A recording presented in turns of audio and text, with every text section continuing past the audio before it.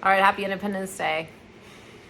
What a perfect day, what a perfect time to speak about freedom and its highly integral role to our sense of personal joy and happiness. This is the happiness journey. A year ago today, I quit like an oppressive job and sort of began really focusing on this in a new way. And there's a huge piece of freedom to happiness I think we often don't realize. We take it for granted. We have a lot of physical freedoms in this country. We can go where we want, do what we want, quit our job, start a new job. I mean, these are things we take for granted that aren't the case in every country. So we have extreme physical freedoms, but what do we find? We find we're one of the most depressed, sick cultures so far. And I don't want to focus on the negativity, but it's an interesting thing to say, hey, you have all these physical freedoms. When people don't have freedom, think Braveheart, all that matters is their freedom. They're willing to give their lives for it because it really does change your life. So there's sort of this first phase of like survival instincts and then having your basic freedoms that are vital for a certain level of thriving.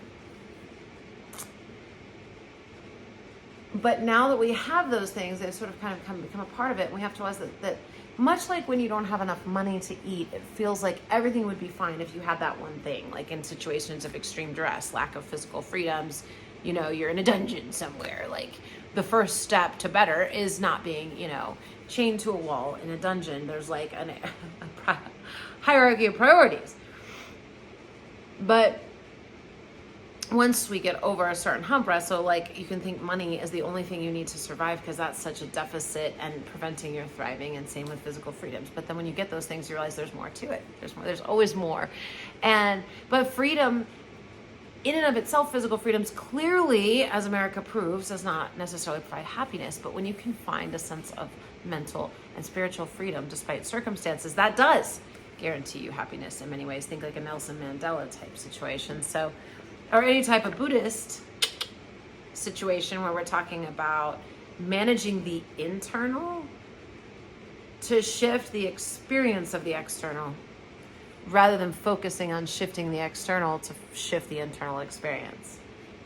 That's sort of always been a bit of the Eastern philosophy, Buddhist, Taoist conversation. What we add on to it here is we also combine in Abraham, which will say it's even more important than what they thought. Not only when you change the internal situation, can you really love and appreciate any external situation or maintain your freedom or sense of center,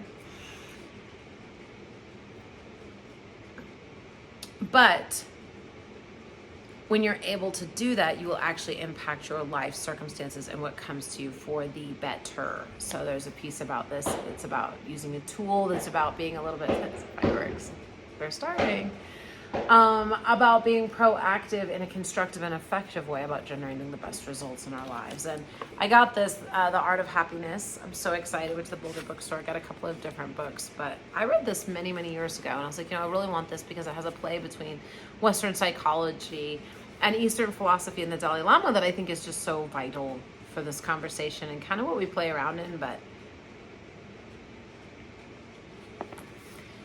the Dalai Lama's approach to happiness and its importance is so perfect and important to start with for our second year. So this is called The Right to Happiness, Chapter 1. I believe that the very purpose of our life is to seek happiness. And for some reason, I didn't remember this, by the way. I read this a long time ago. I sort of happened upon this idea that happiness is the most important thing in life, even though I've been studying and brushing up against it. So, obviously it just finally clicked for me. But it's fascinating to look at this and be like, oh, the Dalai Lama is sort of touting this all the time. How funny is that? So I believe that the very purpose of our life is to seek happiness. That is clear. Whether one believes in religion or not, whether one believes in this religion or that religion, we are all seeking something better in life. So I think the very motion of our life is towards happiness. With these words, spoken before a large audience in Arizona, the Dalai Lama cut to the heart of his message. But his claim that the purpose of life was happiness raised a question in my mind. This is written by a Western psychiatrist, so you have an MD scientific mindset coming at this, which is part of the play that I think makes it so special. Later, when we were alone, I asked the Dalai Lama, "Are you happy?" "Yes," he said. He paused, then nodded, "Yes, definitely."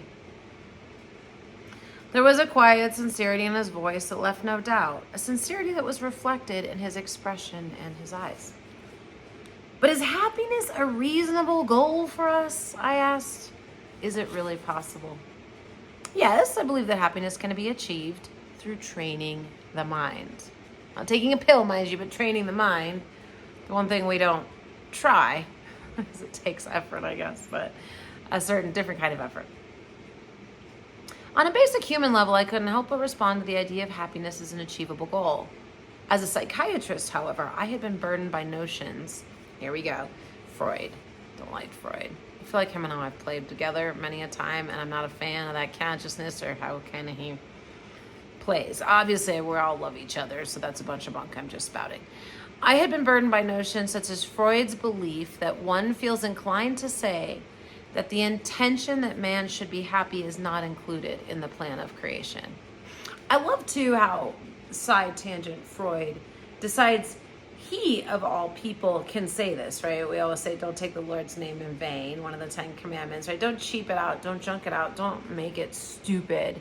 And he's gonna say, one feels inclined to say that the intention that man should be happy is not included in the plan of creation. Like, oh, how pompous that you would know the purpose of God. I mean, how funny that an MD studying for 12 years is going to decide what the nature of creation that's cajillions of years old, actually it lives outside of time, it's eternal, would have or know. And that's where we're not honoring God's creation or creation in general because we miss the awe of it. Like, you don't know. You don't get it, little Freud human. None of us do, right? We're all in exploration of it. But when you're eliminating the magic, you're off the course. This type of training had led many in my profession. Yeah, this is not helping us, guys. And these are the ones who are also treating our happiness. That's why this is so apropos. But the idea that we aren't meant to be happy is intrinsically written into the science of the mind. Well, oddly enough, we also try to take out all the God and make it all science. And yet, when we add a line in like this, we make it even dumber and crueler. This type of training had led many in my profession to the grim conclusion that the most one could hope for, these are our doctors, I'll say again, prescribing mental health meds, the transformation of hysteric misery into common unhappiness. It's the best we can hope for. But isn't that the way we all live? The best we can hope for, right? The transformation of hysteric misery into common unhappiness. From that standpoint, the claim that there was a clearly defined path to happiness seemed like quite a radical idea. As I look back over my years of psychiatric training, I could rarely recall having heard the word happiness even mentioned as a therapeutic objective, which is so weird since you're treating depression. Of course, here we go, there was plenty of talk about relieving the patient's symptoms of depression or anxiety, of resolving internal conflicts or relationship problems, but never with the expressly stated goal of becoming happy. When we know from the law of attraction, whatever you're talking about, you get more of. So if you're talking about anxiety and depression, you get more of those things. If you want to get happy, you need to be talking about happiness. How do you get happy? What makes you feel happy? How do you want to be happy? Imagine if our therapists changed their entire conversation to a happiness one. I think we would see a revolution in mental health overnight. The concept of achieving true happiness has in the West always seemed ill-defined, right? You know this with me. Elusive and ungraspable. And almost like selfish, especially around a lot of the standard Christian beliefs. It's like really selfish of you. Why do you even need that? Which is so interesting because a God that's loving would want you to be happy the same way parents want their children to be happy. Think how hard it is for you to see your children unhappy. And you think it's okay for God to think you're unhappy? And that wouldn't be cruel? So interesting. Ill-defined, elusive, and ungraspable. Even the word happy is derived from the Icelandic word hap, meaning luck or chance. Most of us, it seems, share this viewpoint, this view of the mysterious nature of happiness. In those moments of joy that life brings, happiness feels something that comes out of the blue. To my Western mind, it didn't seem the sort of thing that one could develop and sustain simply by training the mind. When I raised that objection, the Dalai Lama was quick to explain, when I say training the mind, in this context, I'm not referring to mind merely as one's cognitive ability or intellect. Rather, I'm using the term in the sense of the Tibetan word sen, which has a much broader meaning, closer to psyche or spirit. It includes intellect and feeling, heart and mind. by bringing about a certain inner discipline. It's kind of what I'm doing, right?